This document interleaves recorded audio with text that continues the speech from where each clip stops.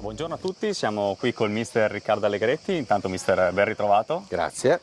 Allora, primo giorno di preparazione per questa nuova stagione di Serie D. Che squadra hai trovato? Come hai trovato i tuoi ragazzi? Ma carichi, motivati, felici.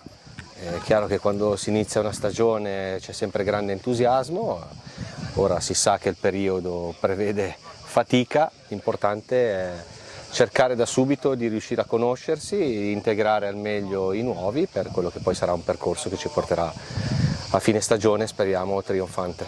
Questa nuova sfida del punto Serie D alza notevolmente il livello. Sei fiducioso nei tuoi ragazzi? Comunque pensi, come vedi insomma questa nuova sfida, questo nuovo upgrade di campionato? Ma è massima fiducia perché comunque tutti i giocatori sono stati scelti, cercati, visti, quindi c'è stato dietro tanto lavoro da parte del Presidente, un lavoro eccezionale nel riuscire a portare tutti i profili che è riuscito a portare alla Clivense, perciò è chiaro che, come ho detto prima, il grande lavoro adesso è conoscersi e lavorare sui nostri concetti per cercare di dare soddisfazioni a noi stessi ma anche a tutti gli altri. È ancora presto per dire qualcosa, insomma, primo allenamento, però hai visto un gruppo che si sta formando?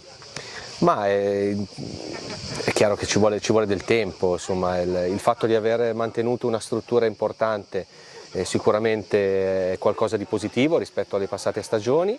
Devono essere bravi loro a far integrare al meglio gli altri, a fare capire com'è l'ambiente, che è la cosa più importante. Poi nel mezzo ci sta la fatica, l'entusiasmo, tutte quelle cose, tutte quelle componenti che servono per fare bene.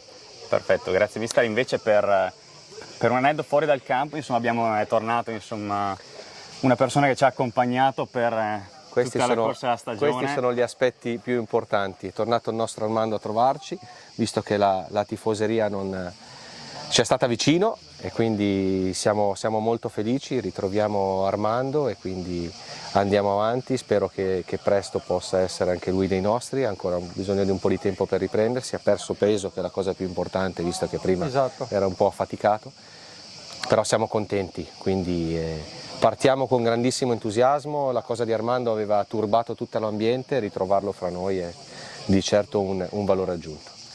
Perfetto, grazie mister. Grande Armando che sei tornato e speriamo insomma che puoi tornare con noi il prima possibile. Dovremmo farcela di sicuro, manca solo qualche mese, poi sarò operativo come una volta. Perfetto, allora ti aspettiamo. Ci mancherebbe, ciao, grazie. Grazie Armando.